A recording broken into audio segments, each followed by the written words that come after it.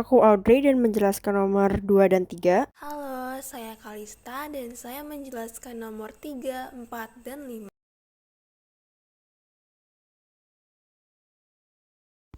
Nah, akhirnya si Tata dateng. Mau nyari jajanan gak guys di luar?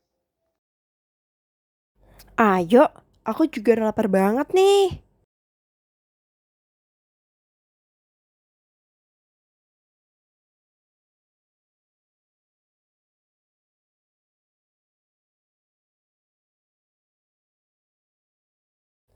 Wih, ada kunci apaan tuh? Kok kayak udah tua gitu? Masuk aja kali ya, seru gitu ya.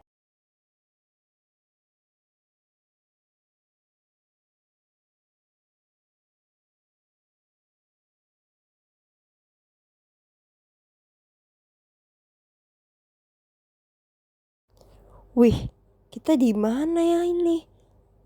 Kok kayak pernah lihat ya? Kerajaan Majapahitnya sih. Iya, Dre, ini kerajaan Majapahit.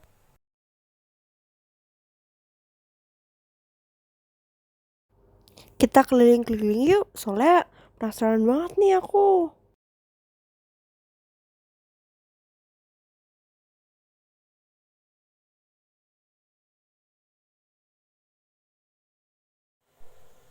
Aku pernah baca tahu kalau kerajaan Majapahit itu berdiri pada abad 13, yaitu tahun 1293, dan runtuh pada abad 16, yaitu tahun 1527.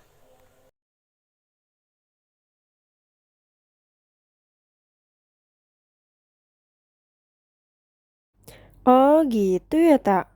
Makasih ya, Tak. Kehidupan politik.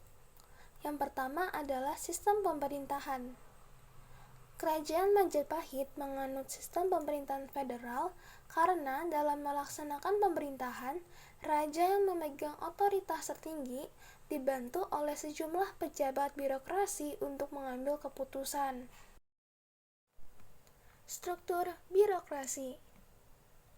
Perintah raja diturunkan kepada pejabat-pejabat di bawahnya, yaitu pertama, Rakyat Mahamantri Katrini, yang biasanya dijabat oleh para putra raja yang memiliki kekuasaan tertinggi. Kedua adalah Rakyat Mantri Ripakirakiran, yang adalah para dewan menteri yang membuat kebijakan pemerintahan.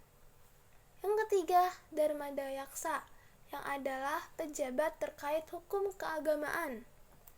Yang keempat, Dharma Upati sebagai pemangku keagamaan. Dan yang terakhir, kelima, Batara Saptarbapru, yang adalah Dewan Pertimbangan Kerajaan. Yang ketiga adalah raja-raja. Pertama, pendiri kerajaan Majapahit adalah Raden Wijaya pada tahun 1239 Masehi sampai 1309 Masehi, di mana keberhasilannya ia berhasil menumpas pasukan gelang-gelang yang memberontak terhadap kekuasaan kerajaan Singasari pada tahun 1292.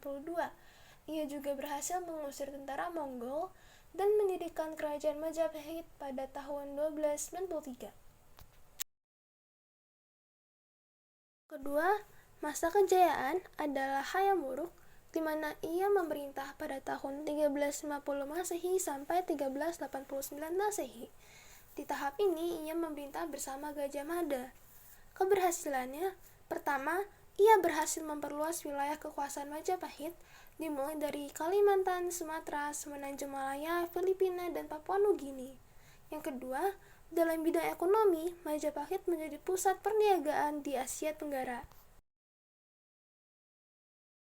Yang ketiga adalah masa keruntuhan, dan yang memerintah adalah Wikramawardhana pada tahun 1389 Masehi sampai 1426 Masehi, di mana ia berhasil memenangkan perang Paragreg dari Brehwirabumi pada tahun 1406, dan ia juga berhasil menyatukan kembali dua wilayah kerajaan Majapahit yang sebelumnya terpecah menjadi wilayah barat dan timur. Kalau ke kerajaannya udah lama, kira-kira gimana ya kehidupan ekonomi mereka? Kehidupan ekonomi. Yang pertama adalah mata pencaharian, di mana mayoritas adalah bertani, berdagang, dan berlayar, sedangkan minoritasnya adalah pengrajin emas, pengrajin perak, dan penjual minuman.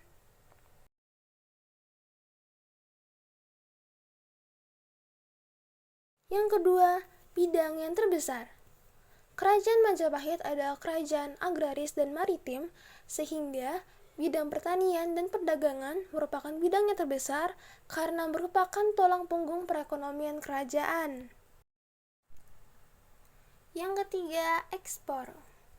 Menurut catatan Cina, Majapahit merupakan pusat perdagangan dengan komoditas ekspor yaitu garam, merica, cengkeh, pala, kemukus, damar, dan lain-lain. Selain itu, ada beberapa jenis unggas yang diekspor seperti burung nuri, burung beo, merak, merpati, dan burung terkukur. Yang ketiga, barang ekspor lainnya adalah beras, yang merupakan hasil utama kerajaan Majapahit ekspor ke Indonesia bagian timur untuk ditukarkan dengan rempah-rempah.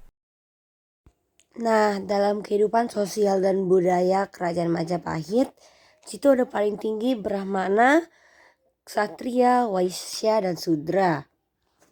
Agama-agama yang ada di saat ada kerajaan Majapahit itu mayoritasnya itu adalah agama Buddha dan minoritasnya adalah agama Siwa.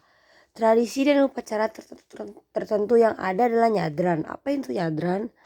Nyadran adalah serangkaian upacara yang dilakukan oleh masyarakat Jawa. Tradisi nyadran yang dilakukan oleh sebagian besar masyarakat Jawa sudah menjadi bagian penting dalam kehidupan bagi masyarakat Jawa. Nyadran juga dikenal dengan nama ruwahan. Tata cara pelaksanaan tradisi nyadran tidak hanya sekedar ziarah ke makam leluhur, tetapi juga terdapat nilai-nilai sosial. Ada sumber-sumber sejarah nih.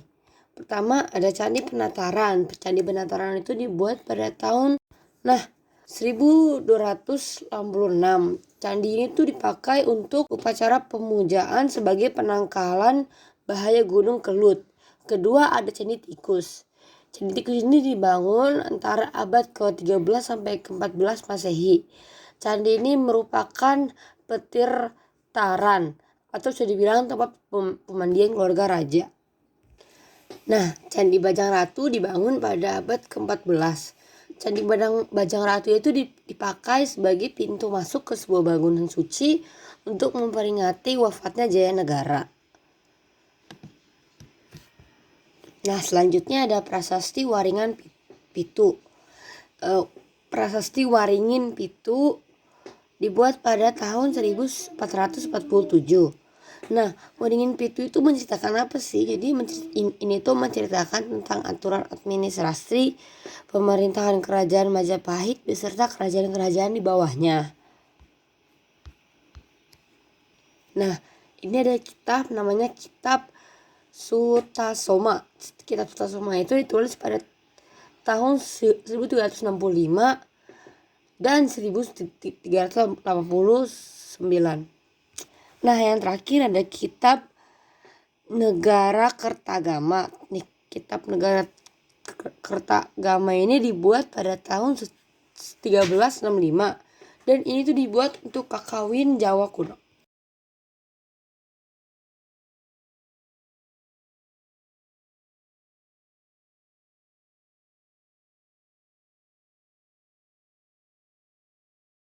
Nah, faktor-faktor penyebab runtuhnya kerajaan. Faktor internal, konflik perebutan tahta, berantem antar saudara. Wikramawardhana memiliki konflik dengan Wirabumi. Kedua, adanya perang Paregreg. Perang antara Istana Barat Majapahit yang dipimpin Wikramawardhana melawan Istana Timur yang dipimpin oleh Bre Wirabumi. Ketiga, tidak ada penerus handal sesudah Hayam Wuruk wafat. Eksternal, kuatnya pengaruh Islam di wilayah Majapahit, serangan dari kerajaan Demak, munculnya pusat perdagangan yang berada di Malaka. Latar belakang kerajaan Majapahit diawali dengan runtuhnya kerajaan Singasari, lalu Jaya Katuang menyerang, lalu Kertanegara meninggal, lalu menantu Kertanegara yaitu Raden Wijaya menyelamatkan diri ke Selat Madura dan mencari bantuan, lalu ia merebut kemenangan dan ia berhasil merebut kerajaan Singasari dan merubahnya nama menjadi kerajaan Majapahit. Pusat kota Majapahit berada di Trowulan, Jawa Timur. Batas utara Majapahit adalah Jawa Tengah. Batas wilayah baratnya adalah Jawa Barat. Batas wilayah timur adalah Selat Madura. Terima kasih Miss Yuna dan teman-teman telah menonton hasil karya Majapahit dari kelompok kami.